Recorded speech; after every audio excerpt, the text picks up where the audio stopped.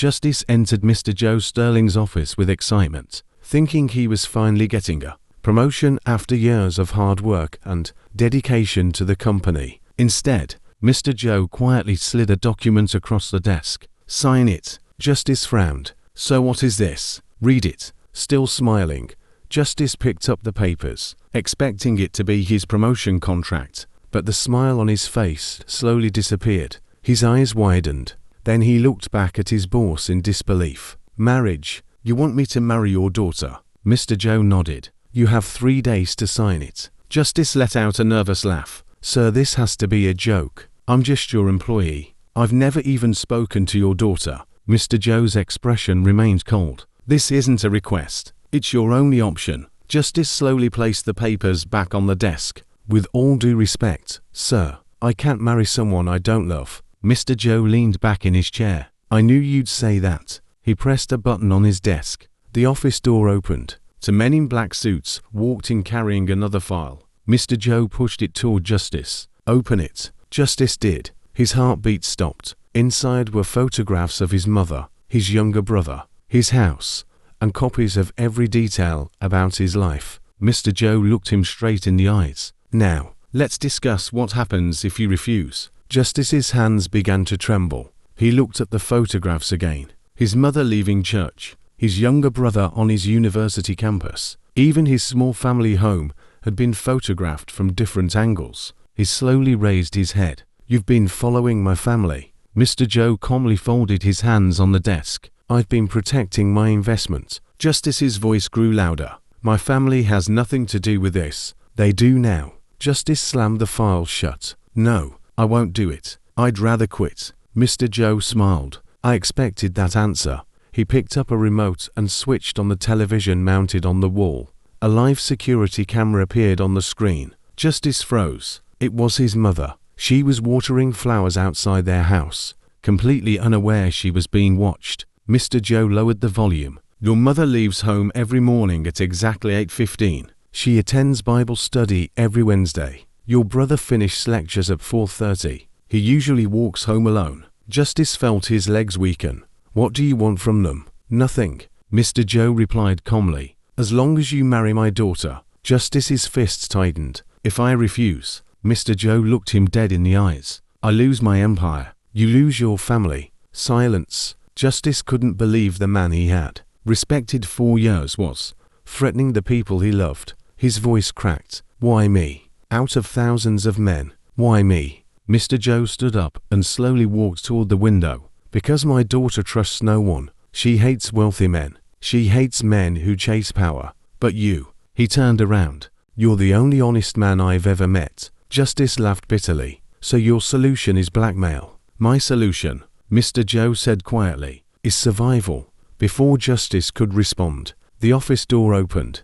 A beautiful young woman walked in. She was dressed in a simple white blouse and black trousers, elegant, confident. But the moment she saw Justice, she frowned. "Dad, who is he?" Mr. Joe looked at both of them, then said the one sentence that changed everything. "Sophia, this is the man you're going to marry." Sophia stared at her father, then at Justice, then back at her father. She laughed. "Good one." Nobody laughed with her. The smile slowly disappeared from her face. "You're serious?" Mr. Joe nodded once. "I've already made my decision." Sophia slowly shook her head. "No, you don't get to make decisions about my life. I'm not some business contract you can hand over to anyone." Mr. Joe's expression remained unreadable. "This marriage will happen." Sophia folded her arms. "I said no." For the first time, Mr. Joe raised his voice. "I wasn't asking."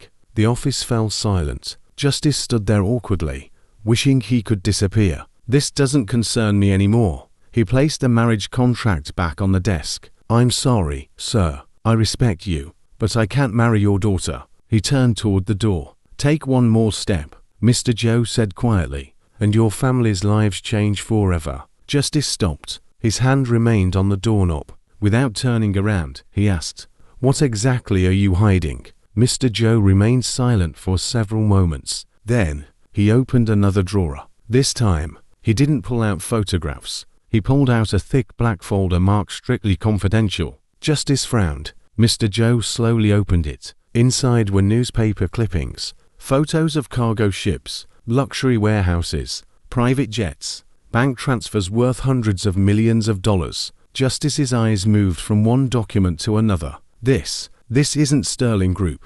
Mr. Joe nodded. No, it isn't. What you're looking at is the business no one knows exists. Justice continued flipping through the pages. Every document made his heart beat faster. Offshore accounts, shell companies, secret contracts, politicians, foreign investors, encrypted payment records. This is illegal, Justice whispered. Mr. Joe calmly sat down. For 30 years, the company everyone admires has only been the front. The real empire exists underneath. Justice looked horrified. So everything was fake. No, the legal business is real, but it finances something much bigger. Justice slowly closed the file. Why are you showing me this? Mr. Joe looked directly into his eyes. Because someone else has seen it. Justice frowned. What do you mean? Mr. Joe pressed another button. A large television screen came to life. Security footage appeared. Inside one of the company's warehouses, several masked men were stealing hard drives. The footage ended with gunfire. Justice took a step back. What happened? They escaped. They now possess enough evidence to destroy everything I've built. Justice's breathing became uneven. So call the police. Mr. Joe gave a cold smile. If I call the police, I expose myself. Justice looked down. He finally understood. The empire wasn't collapsing because of money. It was collapsing because of secrets. Mr. Joe stood again. They've given me 72 hours. Justice looked up.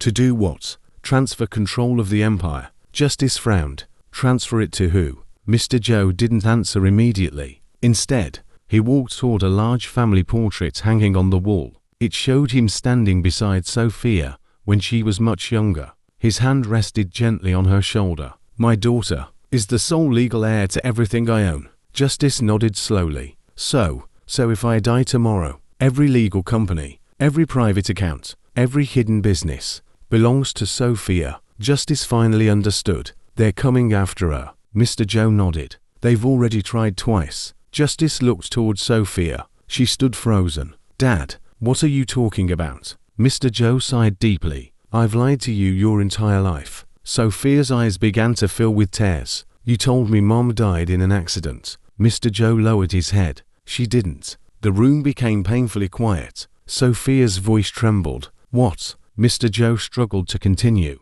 They killed her. Justice slowly looked between father and daughter. Neither noticed he was there anymore. Sophia backed away. No, you're lying. I buried her. You buried an empty coffin. Sophia's legs gave way. She collapsed into the chair behind her. Tears streamed uncontrollably down her face. For 15 years, you let me believe my mother died in a car crash. Mr. Joe closed his eyes. I was trying to protect you. Protect me, she screamed. By lying to me. Justice had never seen pain like this before. The office suddenly felt too small, too heavy, too full of secrets. Mr. Joe finally turned back to Justice. His voice was calm again. The men hunting my empire have one weakness. Justice swallowed hard. What weakness? They can't touch Sophia. If she's married. Justice frowned. I don't understand. Mr. Joe walked back to the desk. My enemies expected my daughter to inherit everything alone. But if she has a husband, ownership changes. The transfer becomes legally complicated. It buys us time. Justice stared at the marriage contract again. So, you don't need a son-in-law. You need a shield. Mr. Joe nodded. Exactly. Justice let out a long breath.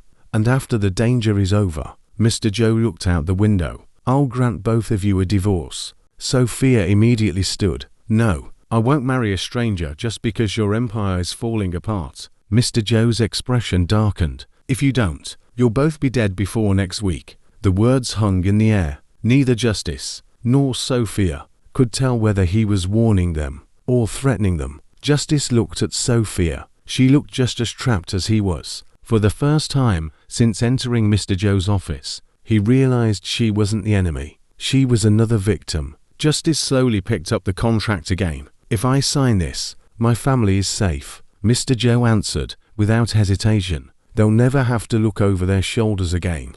And if I don't, Mr. Joe didn't respond. He didn't need to. The photographs lying on the desk had already answered that question. Justice turned towards Sophia. "I'm sorry. I know this isn't what you wanted." Sophia wiped the tears from her face. "And you think it's what I wanted? I had my own life, my own dreams. I was supposed to leave for London next month. I already accepted a position there." She laughed bitterly. "I even packed my bags yesterday." Justice lowered his head. "I'm sorry." Sophia looked at him for a long moment. "I don't blame you." Then she turned to her father. "I blame you." Mr. Joe didn't defend himself. He simply accepted her words. "I deserve that. But one day, you'll understand why I did this." Sophia shook her head. "No, I'll never understand forcing your own daughter into marriage." Mr. Joe sighed heavily. "You think this is about my empire? It isn't." Sophia frowned. "Then what is it about?"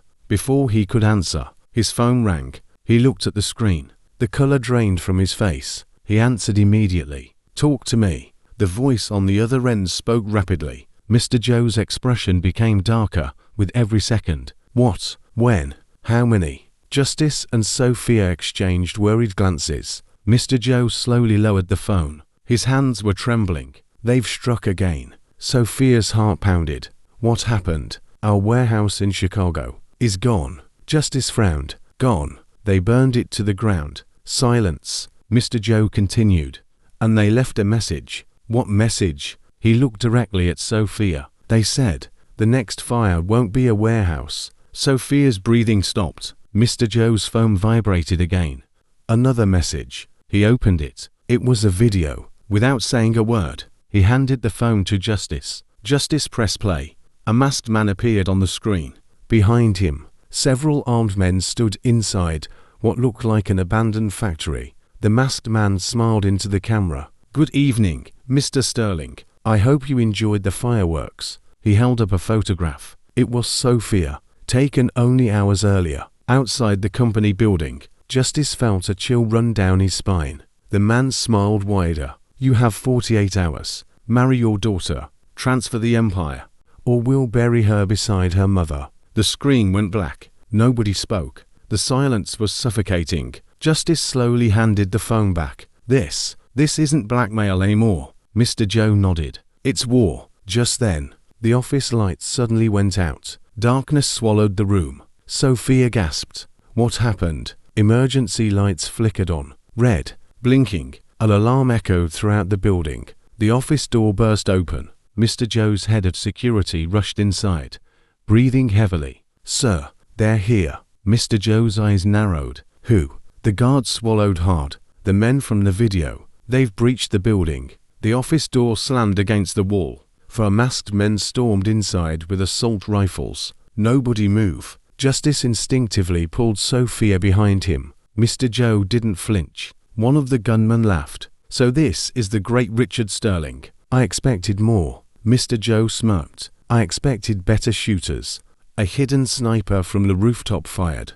The bullet tore through one attacker's forehead. He dropped instantly. Chaos erupted. Gunfire exploded across the office. Glass shattered. The conference table splintered into pieces. Justice grabbed Sophia's hand. "Get down." They dove behind the heavy oak desk as bullets ripped through the room. Sophia screamed. Justice covered her head. "It's okay. I've got you." Another explosion rocked the floor. Smoke poured into the office. The emergency sprinklers activated. Water rained from the ceiling. One attacker rushed toward Mr. Joe. Before he could pull the trigger, Mr. Joe pulled a pistol from beneath his desk. The attacker spun backward and crashed through the glass wall. Justice stared in disbelief. "You carry a gun?" Mr. Joe reloaded without looking at him. "I carry bigger secrets than that." Suddenly, the office elevator dinged. The doors slid open. 10 more armed men stepped out, all dressed in black tactical gear. Justice's face turned pale. "They're everywhere." Mr. Joe looked toward the emergency exit. "They've surrounded the building." His head of security shouted. "Boss, we have to move." "No," Mr. Joe replied coldly. "If they want me, let them come." A slow clap echoed through the smoke. A tall man in a charcoal suit walked into the office. No mask, no fear, just a smile. "Richard, it's been a long time." Mr. Joe's eyes narrowed. "Victor." Justice looked between them. You know him. Mr. Joe's grip tightened on his pistol. I made him. Victor laughed. And I buried your empire. He looked at Sophia. There she is, the future owner. Then his eyes shifted to Justice. And you must be the lucky groom. Justice stepped in front of Sophia. What do you want? Victor smiled. You. Justice frowned. Me. Kill the billionaire. And the daughter inherits. Kill the daughter. The marriage becomes useless. He raised his pistol. This story isn't over. Watch part 2. Don't forget to tell us where you're watching from. And hit the subscribe button.